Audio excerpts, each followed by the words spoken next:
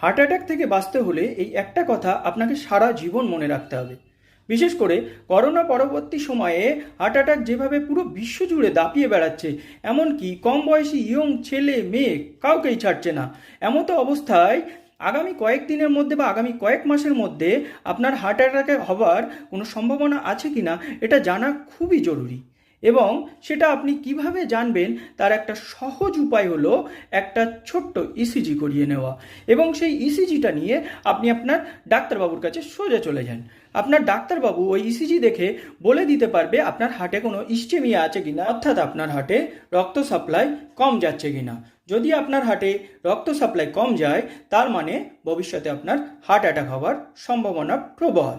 এক্ষেত্রে আপনি আপনার ডাক্তারবাবুর সাথে কনসাল্ট করে নির্দিষ্ট মেজার নিয়ে নানান ওষুধ খেয়ে আপনি আপনার হার্ট অ্যাটাক হওয়ার সম্ভাবনাটাকে প্রায় 95% কমিয়ে দিতে